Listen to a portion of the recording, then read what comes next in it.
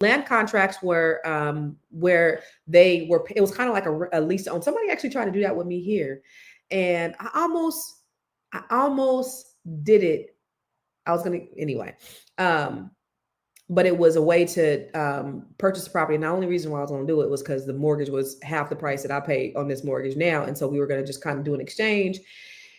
Anyway, it's a what a land contract is you're kind of paying on the mortgage until you pay it off, and then you don't get the deed until then. So what we were going to do is I was going to pay her, and then it wasn't a lease to own though. It was called a land contract. So Black people were doing those back then. Sometimes they were predatory because they would not get the deed. They would not make good on the deed. So the land contracts will fall through because these private agreements weren't adhered to. They weren't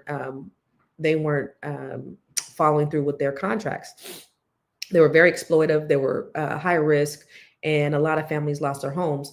But there were Black-owned banks, there were credit unions that were still giving Black people homes, and then there were cash purchases. Some were able to do it through inheritances.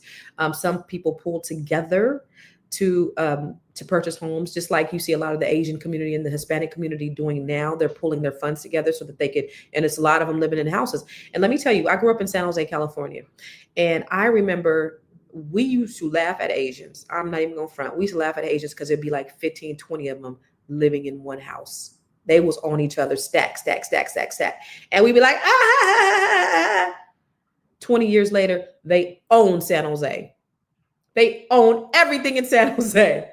While we laughing, it's 20 of y'all motherfuckers living in the same house. You can't go nowhere and see that there's not a strip mall owned by some Asians.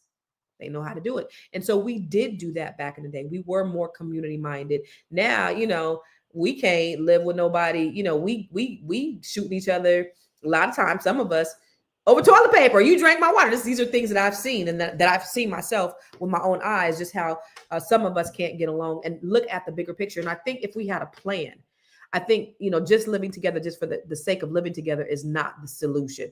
But if we have a plan, say we have a 10-year plan. Okay, y'all, we're going to live together. We're going to stack our cash. We're going to put all of our money in the pot. And then we're going to, in 5 years, you get a house. In year 7, you get a house, and everybody's contributing, then we can make that work. But we just didn't really understand that we needed a plan. And if we had a plan, I know that we can do it. Right. So we can't have a goal without a plan. Right. So the first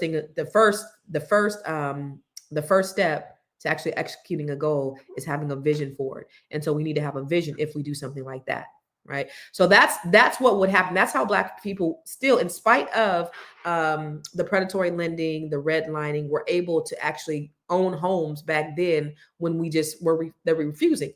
So then you have all of the stuff that happened. You have these blighted neighborhoods, you have drugs, you have guns, you have high murder rates, you have mass incarceration, all of these things that happen. And so what do? We are running away as far as possible from the hoods. Nobody wants to die just for the sake of staying in the hood. Ain't nobody trying to die. So we run away because it's dangerous. But guess what? Investors are buying up these properties. I don't know if you know, but investors own 2% of homes nationwide, but they own 30 to 40% of homes in majority Black zip codes. In cities like Atlanta, Detroit, Baltimore, corporate investors, they dominate. So you got to think about this. You got to follow the money.